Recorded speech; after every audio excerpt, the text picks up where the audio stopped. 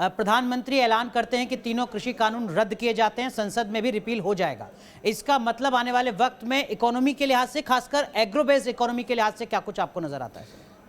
देखिए, ऐसा है कि प्रधानमंत्री ने ये तीनों कृषि कानून वापस लेकर एक बात तो अब साबित कर दी है कि आने वाले टाइम पे जो भी महत्वपूर्ण डिसीज़न होंगे वो इस चीज़ को देखते हुए होंगे कि उनका राजनीतिक नफ़ा नुकसान कितना है, बजाय इसके कि वो आर्थिक दृष्टि से हमारे देश के लिए कितने अच्छे हैं। कहने का मतलब ये है कि ये सरकार अब इलेक्शन मोड में जा चुकी है। अब यूपी का इलेक्शन है, यूपी के बाद फिर कुछ स्टेट्स का इलेक्शन होगा और उसके बाद फिर लोकसभा का इलेक्शन होगा। तो जितने भी रिफॉर्म्स, इकोनॉमिक रिफॉर्म्स जो अभी तक होने चाहिए थे, जो कि 1991 के बाद किसी सरकार ने नहीं करे और मोदी सरकार ने करे, आपको ध्यान होगा कि जितने भी ये रिफॉर्म्स किए उसमें एक वर्ग का पोजीशन रहा। सबसे पहले मोदी सरकार ने जीएसटी को इम्प्लीमेंट किया और जीएसटी मोदी सरकार के बीजेपी का जो कोर वोट बैंक है, छोटा जो व्यापारी है, उसको इम्पैक्ट करता था, लेकिन मोदी सरकार ने उसकी तरफ ध्यान नहीं दिया, जीएसटी को तो भी इम्प्लीमेंट करा।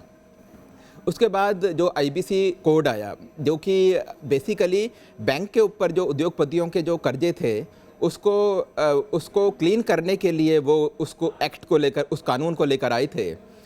उस समय भी मोदी सरकार का बहुत क्रिटिसिज्म हुआ कि ये तो सूट बूट वाली सरकार है, उद्योगपतियों को फेवर कर रही है।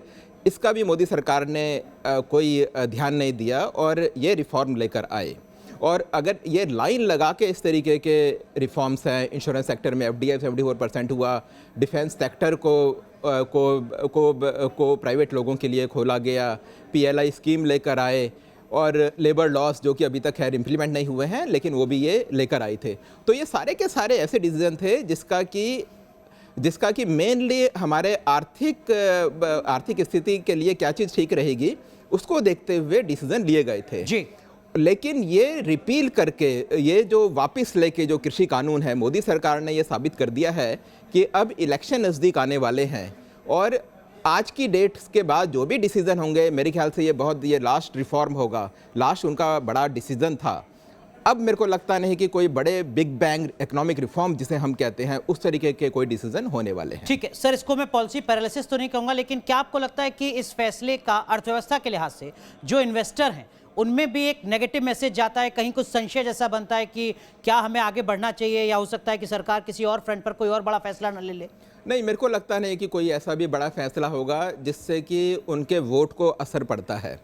और ये पॉलिसी पैरालिसिस की तो बात नहीं होगी, क्योंकि उन्होंने बहुत ज़्यादा 1991 के बाद जितने रिफॉर्म्स इन्होंने करे हैं मोदी सरकार ने, उतने आज से पहले कभी नहीं हुए, लेकिन उम्मीद थी कि ये रिफॉर्म आगे और भी होंगे।